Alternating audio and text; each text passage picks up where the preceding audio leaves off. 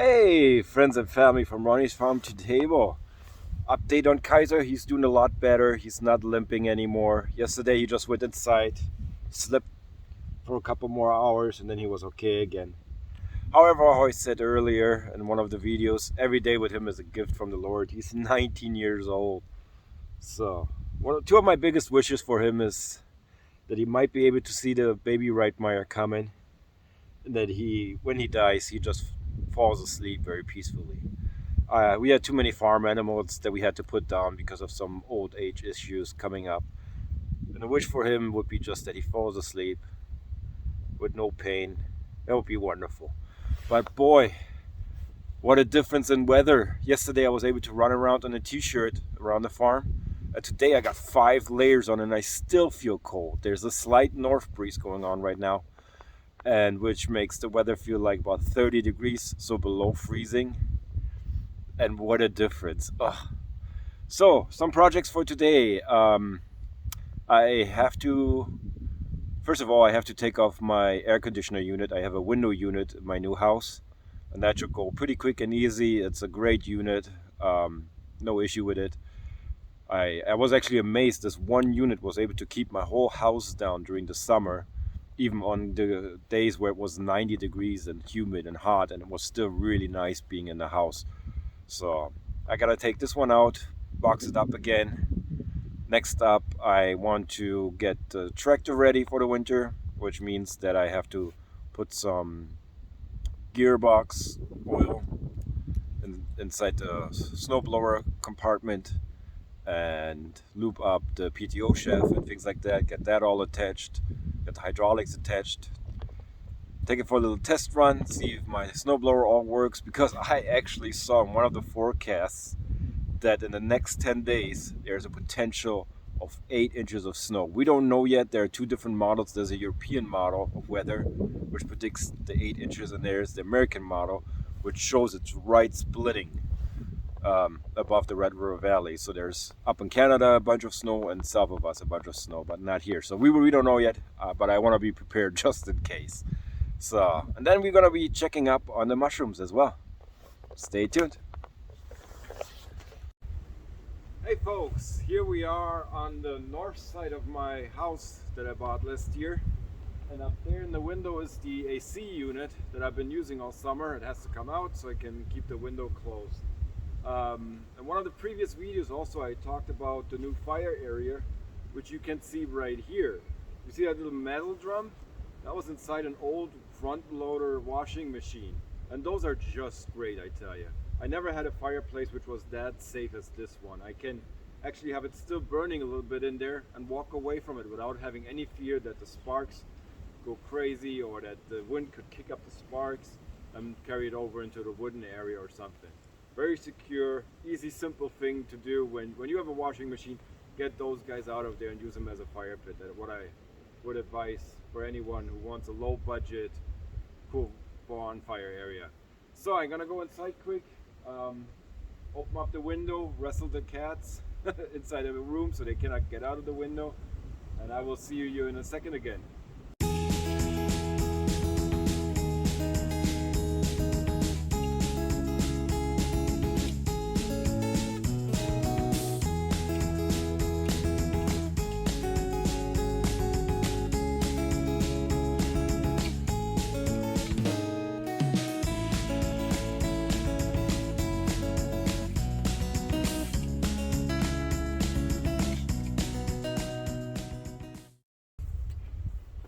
Alright, we got the AC unit out. I'm going to close the window from the inside and release the kittens again. Gracie is quite a climber, and then towards the end of the year, she was always jumping up on the AC unit. It was kind of cute, but she will be amazed, where's my jumping box now? And I want to introduce to you Reinbold and Reinhardt. Those are 2 of our garden gnomes. They usually go inside during the winter, and I will bring them inside the mushroom barn. Welcome to the Berliner room. I'm right next to the dark tent, and here's my little water faucet. In the previous video you saw I have an outdoor stainless steel sink, so I think I'm going to try to maneuver it into this corner here, because it will be very easy for me to dump my bucket of water versus carrying it through the building and outside. Let's see how that goes. However, there's one obstacle in the way, and I have this little guy here. I will be able to put it behind the tent inside, and that should solve the issue. So let's see how the project goes.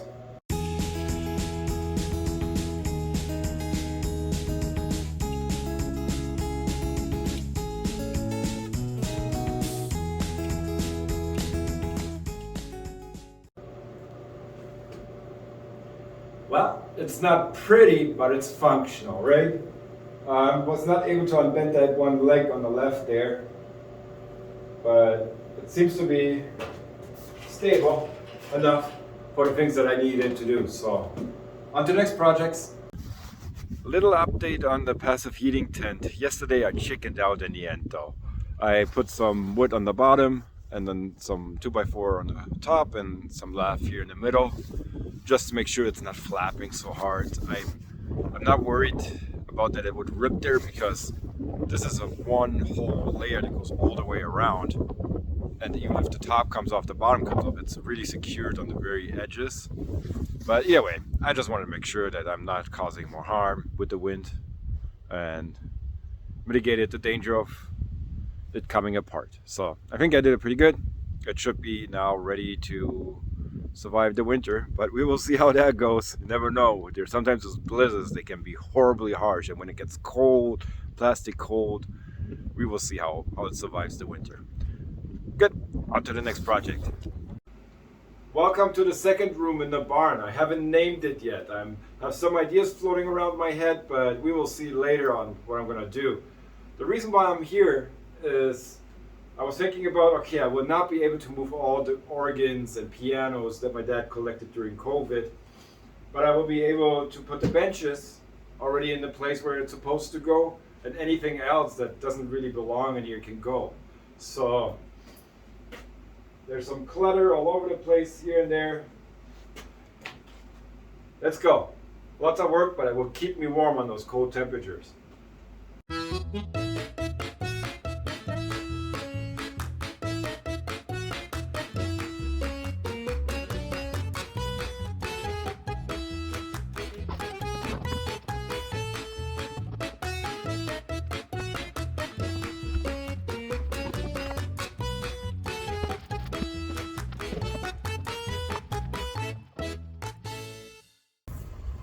Here is the final destination for my dad's piano and organ collection. It's an old office trailer.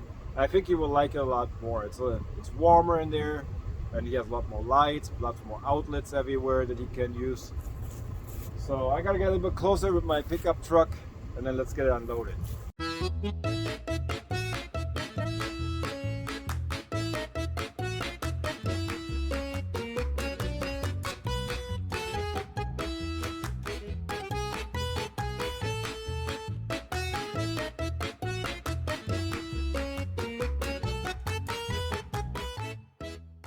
Yay! We got a lot of the piano things out of here. There's a little bit of a push because I told my dad I will seal up the garage door pretty soon here, because that's a cold leaking area, the main area that really leaks cold into this room, into the whole building.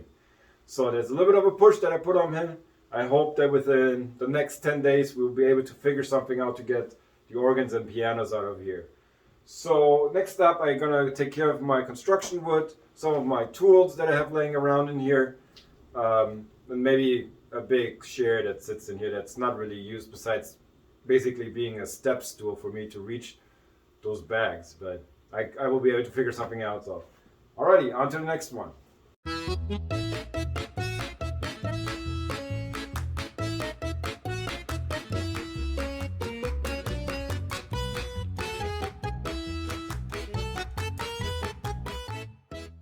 Back inside the Quonset, I got a little area back there where I store construction wood or any kind of wood that I have left over from projects. So I'm going to be carrying it back there, but first let's get the tiller out, so later on I can till the garden in with the compost and the contaminated bags, so they're ready to go in the spring. Yeah, let's do it.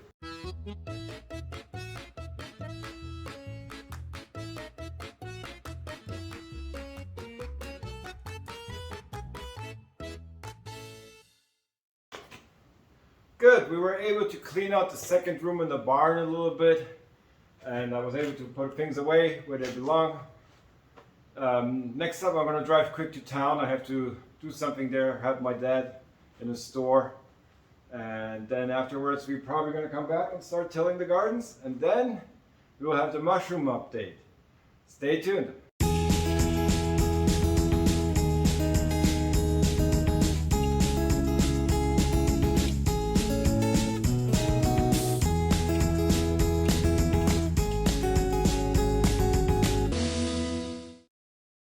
Well, folks, it's your favorite segment.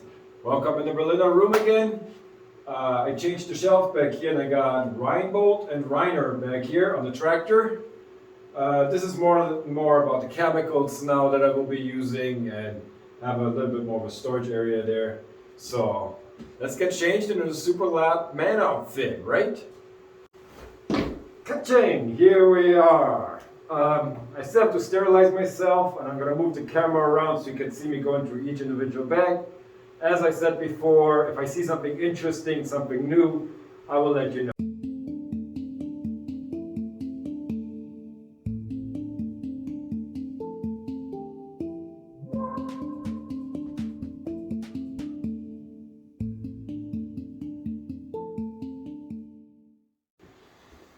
So this is one of the pink oysters, and actually I have great news. All of the pink oysters are ready.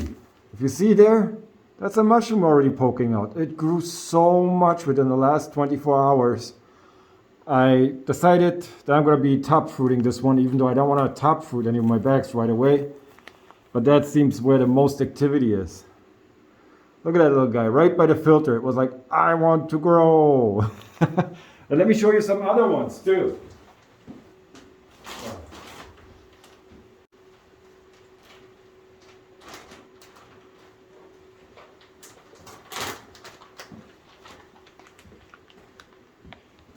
Here's another one, and you see that? The little pins coming up? That is the pinning process. We are there. I think I will just open up every pink oyster one. They're ready. They're ready to be grown. I'm so happy, so excited.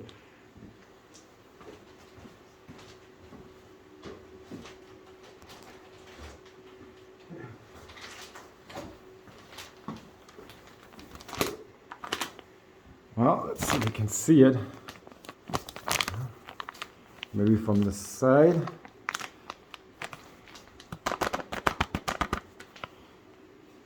See, there's one again, right again by the filter. It wants to grow, it wants to come out. Let's free those guys.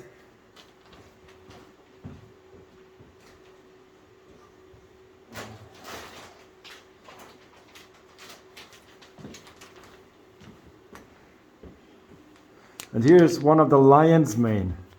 And you can clearly see the lion's mane mushrooms coming here. I'm going to take this one out as well and open it up in the growing tent.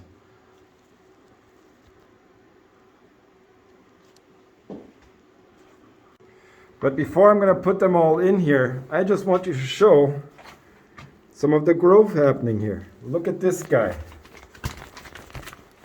He's already starting to poke out there. I know it looks a little bit reddish right now because that's lion's mane coming right there. Down here's another one popping out.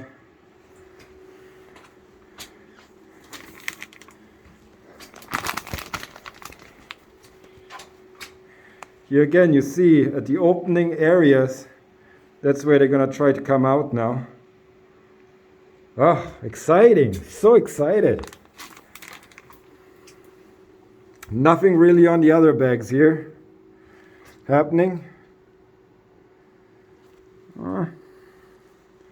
I will give them some more time. But lion's mane seem to be very happy, very happy. All right, I'm gonna put the camera in here and start cutting the other bags open. Hold on. I'm inside the growing tent. I'm gonna be rather quick doing it. I'm not doing a lot of commentary. But let's get some cuts in here and set the mushrooms free.